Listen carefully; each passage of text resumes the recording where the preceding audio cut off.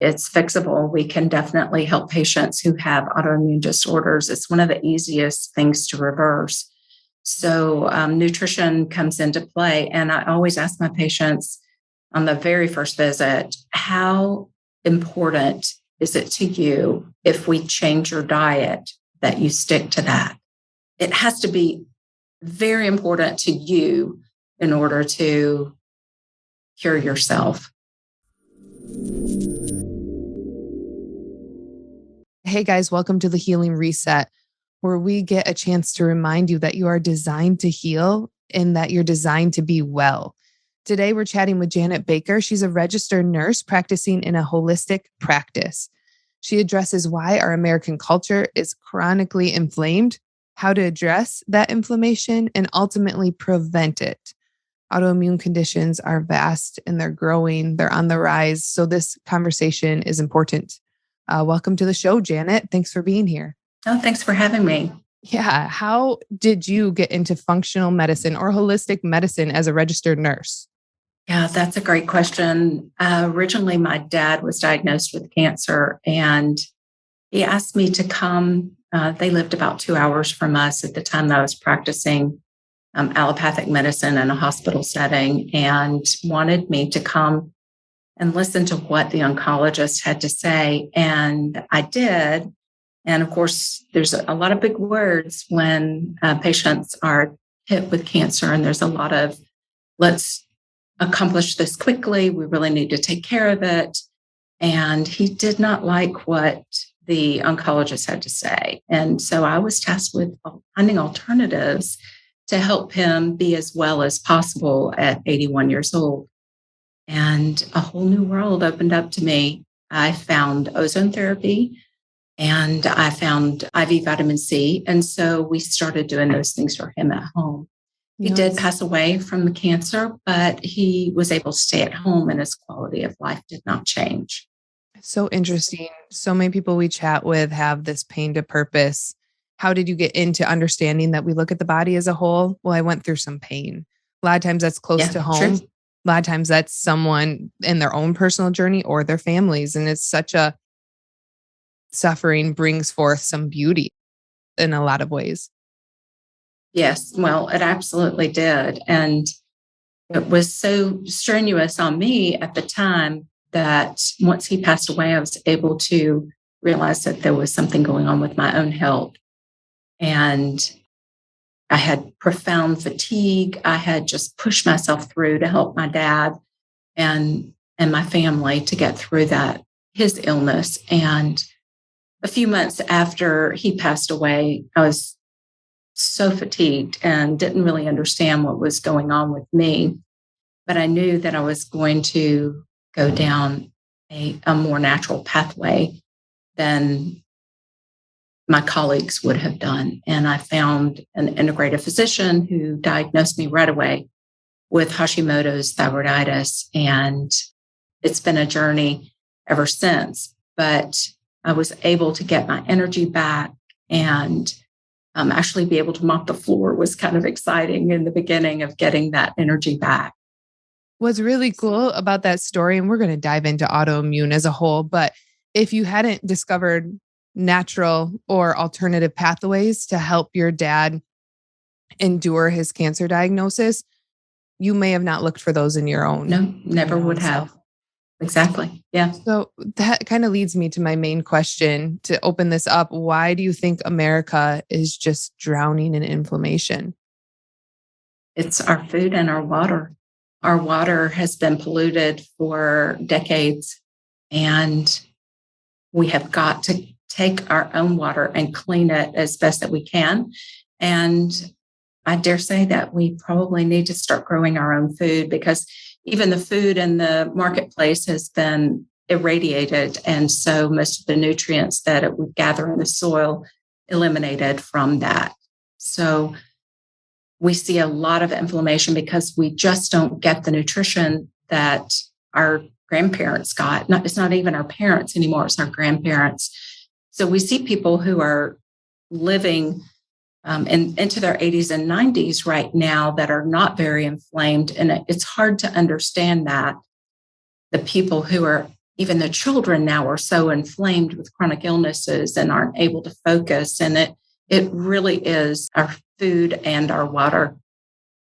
Okay. So when you say, and that makes sense if you're talking grandparents age right now, 80s, 90s.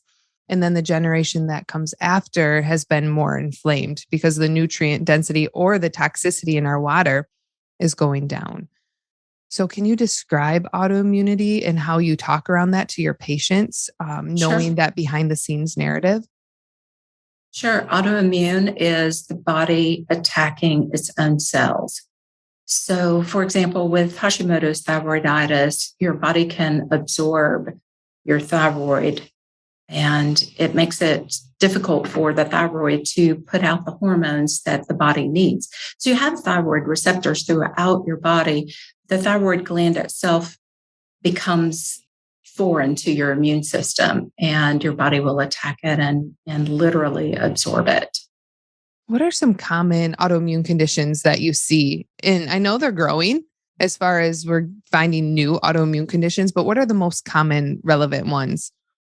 Honestly, we have an epidemic of hypothyroidism, whether it's an autoimmune or it is a cellular issue of the thyroid not being able to get inside the cell. The other things that I see, of course, are Sjogren's, and we have seen some scleroderma in our clinic. The most common one that I see is IBS, Crohn's disease. Those are the most common. IBS, I never knew that would be considered a autoimmune condition. Yeah. It definitely, in my opinion, is an autoimmune disorder. It can be prevented, but if you leave it and continue to have IBS symptoms, it will develop into a Crohn's type disorder or OC. Now, I think why I feel very compelled to talk about this conversation today is multiple reasons. Like we said, America is inflamed. We've got an epidemic on our hands. But in conventional Western allopathic medicine, you guys, where you just go to a doctor that doesn't think through the lens of the body being a whole. So when you go to the doctor and they diagnose you with inflammation, it is not considered treatable. So I want to say that again. If you get an autoimmune condition diagnosed, they do not tell you a lot of times that this is treatable. You can heal from it. Your body is designed to heal. How do you look at that? Oh, definitely. It's fixable. We can definitely help patients who have autoimmune disorders. It's one of the easiest things to reverse. So, nutrition comes into play. And I always ask my patients on the very first visit, how important is it to you if we change your diet that you stick to that? And I give them a scale 1 to 10. Where do you fit in? If they are 5 or below, I don't give them a lot of hope in reversing the disorder. It has to be very important to you in order to cure yourself. Did you cure yourself? Did you cure yourself? I have, yes. My antibodies are normal. So I still have to have thyroid hormones, but I don't have to have as much as I did in the beginning. And it continues to get better every day. That's the story of hope right there, right? It can be done. So it can be done. Absolutely. I'm thinking of the listener out there who has rheumatoid arthritis and joints are super hot. Mm-hmm. And they're listening to this saying, yeah, but that's not for me because I'm in so much chronic pain. Absolutely. And I eat well. And then you're saying, yeah, we can reverse this even years in. Where do you start someone like that? And where do you walk alongside medications that might reduce a flare? So I work with a nurse practitioner and an MD in the office. If we need medications, that's where I go, but I try to avoid them. If they come to me already on medications like hydroxychloroquine or Plaquenil, then of course we leave them on those medications. Yeah. But diet is the very first thing. And the first thing that I do is take them off of gluten and dairy. So even with my own illness, I might have been fatigued, but I was so concerned that I was in so much pain that I couldn't dress myself. So definitely had those RA symptoms. And I didn't know how I was going to go to work if I couldn't crawl out of the bed to Yeah. put my clothes on independently. And within about 3 weeks of being strictly just gluten-free, not even dairy-free, but gluten-free, I had full range of motion of my hands and shoulders again. And that's when I knew that I was onto something really, really big for others. And so I've shared that story as much as possible. But yes, absolutely, we can get rid of the pain. Do you have to do some work to get rid of it? Yes, you do. So you have listed quite a few autoimmune conditions, and then I just threw in RA. Do you treat all of those? These are diagnoses. And so people, again, they think that this is a lifelong diagnosis. I'm going to manage this. I'm not going to heal from it. I'm going to manage. You come in with a different approach saying, no, there's hope. But do you treat all of these the same? Is it pretty similar when you're dealing with chronic inflammation through the body? Oh, that's a great question. Yeah, it might come Yes. out as RA. Yes. It might come out as thyroid issues. It might come Yes. out. Okay. Dive Yes. into that a little bit. So while we are all genetically different, right? We've all got our own genetic background. We also have our own emotional background. And we've had to deal with those things differently from most everyone else. So what gluten does to a person with rheumatoid arthritis can be completely different, but some similarities to folks who have Crohn's disease. It's still the same treatment. We do the same thing for all of our autoimmune diagnosed patients in the beginning. Yes, in the end, there may be some differentiation of supplements because symptoms are slightly different. But in the beginning, the nutritional component is identical. So you start with nutrition, and Yes. that is where we start. And then you add in supplements, or is there other tools that you explore? Yes. So when you have an autoimmune disorder, your gut is a mess. There's usually some organism that maybe started the issue. There could be a food sensitivity. So we do test for those things just to make sure that this individual is not continuing to get food that inflames their specific genetic makeup. While we do take gluten and dairy out of the diet initially, we definitely want to make sure that we are tailoring our program and nutritional program to the individuals. And so we will continue to work with them on those food sensitivities, doing elimination. We don't do a broad elimination diet like a lot of practitioners do. It's just too hard for so many people. So when we test for those food sensitivities, that's where we start. But we also acknowledge that autoimmune disorders have that the initial problem or root cause, as functional medicine practitioners tend to use that term a lot, is in the gut. So if we can bypass the gut with IV therapies for short term while we're altering the diet, we can allow that gut to heal by giving it the nutrition that it needs, bypassing the gut that has to break down the foods to get the correct nutrients to the cells that need it. So even if you have a healthy gut, your supplements and foods that you eat can only be absorbed by about 20%. But your IV nutrition that you can get through ozone and B vitamins, amino acids, things like that, your body will absorb 100% of what it needs. So we can get you healed faster by using those therapies. Well, I want to talk to that. But first, I want to say, wasn't it Hippocrates that said all health begins in your gut? Or death begins in the colon. Yeah, this isn't new. And that's what's so beautiful about this is there's a human intuitive factor here of like, we got to right our gut. And if you're saying we fix our diet, we add in nutrition, but our gut is still off balance, we're not digesting or our body can't use those nutrients. So then we go into the second layer, which is ozone, UBI, all of which have been talked about on this show, but will you go into just a brief education on what that can do for autoimmunity or when your body's in a flare?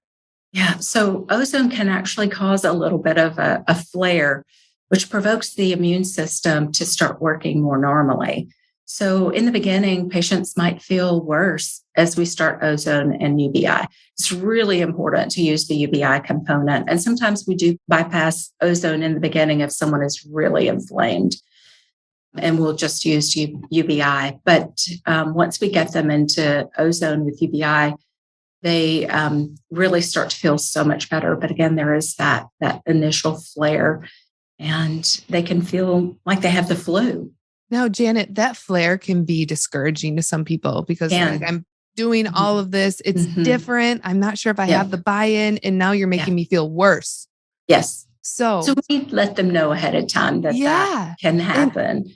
And that's your body like working it out, right? Because sometimes in life it has to get worse in order to get better. And that can be discouraging, but there's not hope lost.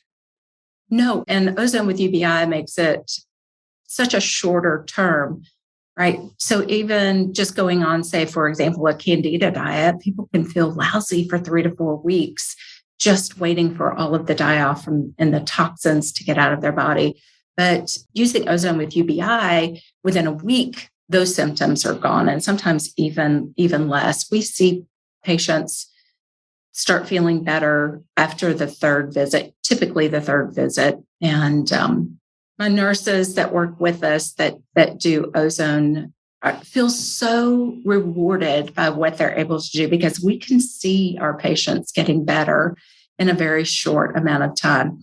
Whereas, nurses and physicians who work in an allopathic medicine or a hospital clinic type setting, they may never see their patients get better. I was interviewing Tom and Steph Cheney a couple months ago, and they said this quote, which is just stuck. Management of care is depressing. You're never getting someone better. You're managing their symptoms, but it's depressing because you're just floating them along in this pain and in this diagnosis, which always brings me to distancing yourself from a diagnosis. You're not the diagnosis. Distancing yourself from this long-term, I'm going to take this to the grave. It doesn't define you. You can heal, but does it take some work or some different thought process from what we've been brought up in, the American system, the conventional system? Yeah. Yeah, it does. It takes work. And, when I first tell patients, you have to go gluten-free. You cannot continue to put this poison into your bodies. I'll get a look like, I don't think I can get that. I eat bread at every meal. But what I tell my patients is just let it go, grieve that food, just grieve it, and then let it go forever. And it just has to be out of your diet. If you want to have optimum health, gluten in particular has to go. And even the ancient grains. I have patients ask me all the time, about, well, what about einkorn? Well, no, it's still a grass. Cows eat grass. They have 4 stomachs to break it down, right? We have 1. We don't even have the enzymes to break grass down. So it's very hard on our bodies, all of our cells, very inflammatory. And they put chemicals on it. So not a good plan for any of us to eat. There's that. There's that. So what I hear you saying is this isn't a quick fix. This is our bodies might be designed or genetically prone to flare up. It doesn't mean you're destined to be continually flared, but you need to take preventative measures if you're already in an autoimmune place. Yes. To not set yourself up to go back. So the healing journey isn't like I healed the cut. Cut's not coming back tomorrow. It's lifelong, is what you're saying. Yes. So when it comes to nutritional changes, that's true. That's true. Does that mean that you can't have, a piece of birthday cake at some celebration? You can, but if you don't like the results of eating the birthday cake, you'll stop. Yeah. So it no longer becomes important to you to have a piece of cake when it takes you 24 hours to recover from eating it. So it's good to have that feedback. Yeah. And it's good to have that accountability coming from a professional that you trust and that does look at your body as a whole. But what I really hear you saying is clean up your water, clean up your diet, but then let me add some tools. Yep. Ozone, UBI. We'll get you through it much faster. Yeah, that will help you. Yes. There was an episode I did with Dr. Baker same last name, who said, hey, these are my power tools. I have hand tools. They'll get you there slower, but they're effective. Diet, supplements, water. But then I have these power tools and they're going to speed this That's a process great along and help you description. I heal. like it. Mm-hmm. I really like that too. All right. So we talked a lot about the patient journey and how to heal us from this diagnosis, but what about prevention? We have listeners out there that say, I feel healthy. I eat whatever I want, I drink whatever I want. And that's kind of the way we're brought up, right? But I feel healthy. It is. What do you say to them? So do they have inflammation markers? If they do, that's a sign. Somebody's been able to look and see that for you, that you do have some inflammation in your body. But the biggest thing that comes to mind instantly is the vaccinations that we received as children. And certainly I have not been vaccinated. I've had 3 vaccines in my life, other than a couple of flu shots because I had to work in the hospital. But our children today have 96 different vaccines given to them. And before they're 12, before they're 12. I want to say it's 24 in the first 6 months. Yeah, it's a crazy number of foreign materials and metals that we're introducing to our children now. No wonder they're inflamed. Your body has had to deal with those.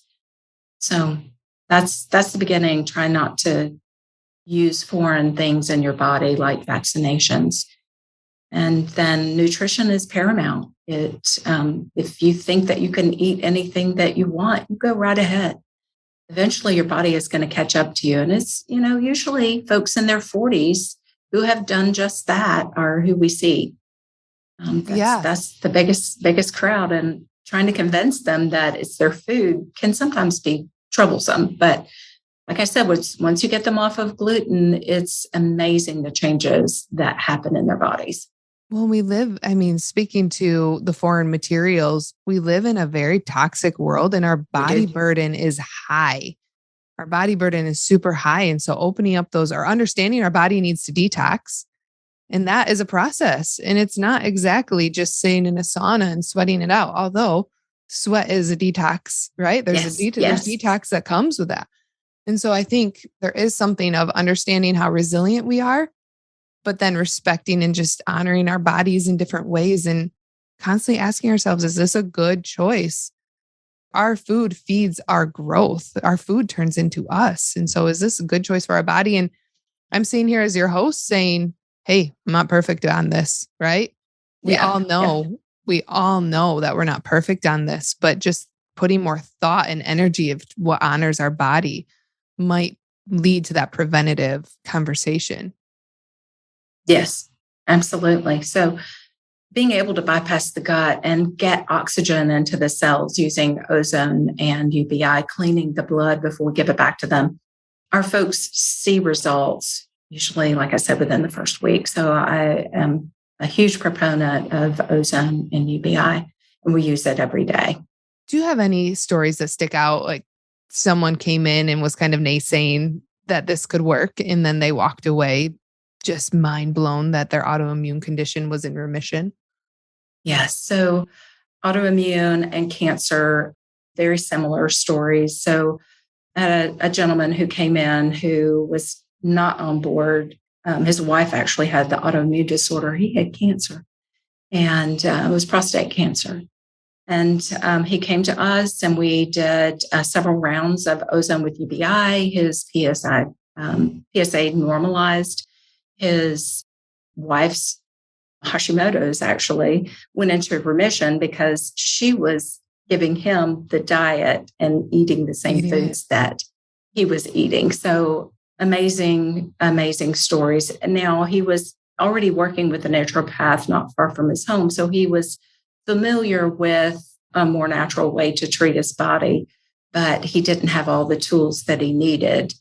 And so when we changed his diet, started ozone with UBI, gave him some vitamin C IV, we really got the results that he was looking for and is thrilled today. That's awesome. Yep. Yeah. We always love the success stories because it just shows that it can happen. And you're a walking testimony to it as well, which is really a beautiful thing to be able to empathize with your patients and say, I've been Yes. here, I've done Yeah. this. Yeah. And you can get through it just like I did. Yeah. So Janet, give us 3 things. Doesn't not have to deal with autoimmunity. And I think we've talked about quite a few things today in general, but listeners can put in their life today for better health. What 3 things would you advise? So, of course, clean water is so important. So we use at our clinic ionized alkaline water that's purified prior to going through the system of ionization. So what that means is it's more hydrating. The ionization gives the water a negative charge, which is what it would normally get if it were running through a river or stream. Yeah. Yep, flowing. And we use that. That's one of the first things that we put our patients on is the water. If they can't afford it, we have a water club and we give them a jug for their monthly payment and their monthly membership, and they can come in and fill that water as often as they would like. The charge usually only holds for 24 to 48 hours. So we encourage them to come in every other day to get fresh water. Of course, the alkalinity and the purity of the water is not going to change, but the charge definitely does not hold. So we want them to have the freshest charge. So let me just tell you a little bit about how that water works. So your cells have a positive charge and the water has a negative charge. So like a magnet, that water is drawn into the cell, and that's how you get better hydration using that. So hydration is so important. And then the other thing would be nutrition. So likely we're going to have to change your diet. I do recommend a paleo diet in the beginning. That's one of the first things that we put our patients on is a paleo diet. And then the third thing would be IV nutrition and ozone therapy. Let's get oxygen into your cells. Let's get the right nutrients to the cells that need them and heal that gut while you're making those changes nutritionally. And people just thrive. I love that. So the water, I have one question about the water. Some people might be listening saying there's no way I can get access to that. Is there a tiered approach? This might be the best with the charge. I know we have reverse osmosis as options. I know we have Berkey filters as options, a countertop filter that will clean out the fluoride, will clean out some of the pharmaceuticals, the toxins, the stuff that gets in the water. Do you have kind of a tiered approach of if you can't get this, consider this? Yes. So we have it's called H2 fuel that they can create the charge on their water as they go. So it's a very inexpensive device that you can use at home, put it on the kitchen countertop. You can pack it in a suitcase and take it home with you. On our website is www.vallara.com/Orange Beach Wellness. And that's just all run together. They can go on that site and click on to our healthy water. And we call it living water. And they can order from there, or they can just give us a call and we can help them to get it in their own home. There are large devices that can be expensive, but the H2 fuel is relatively inexpensive, and you can use your purified water through your Berkey and give it that charge with our H2 fuel. Okay. I was asking selfishly because we have a Berkey sitting on our counter and I love it. Yeah, I love it. Too. And listeners, that is an accessible thing. Everything is accessible, but I just was curious where you would start leveling this water conversation. Yeah. It's so important. It's one of the most important things that you put in your body. Our water, I may be digressing a little bit here, but the municipalities have been dumping fluoride into our water for decades, and it is a halogen. So if you're looking at the periodic table, for example, and you're looking for your chemicals, fluoride is a halogen for iodine. And as we all know, iodine is a critical component to your thyroid hormones. And if your iodine is replaced with fluoride, you're not going to get those same results, which is one of the reasons that we do have an epidemic of hypothyroidism, whether it's autoimmune or, like I said, a cellular hypothyroidism. where the thyroid hormone just can't get into the cell because there's no iodine. It's fluoride and chlorine. Yeah. So thank you for that description. And thank you so much for taking time and being with us. So it's my pleasure. Thank you for having me. Goodness, this was a good conversation. For those of you listening out there, let's get off of treating our body's symptoms. Let's look at the body as a whole system. Holistic medicine, alternative medicine, functional medicine. We kind of group that into an integrative approach. Treat yourself well and know that you're designed to heal. And thanks again, Janet. We appreciate it. Thank you. And just everyone know it's worth it. You are worth it. Oh, I love that. That can be your tip number 4. I love that. All right. Take care. Thank you.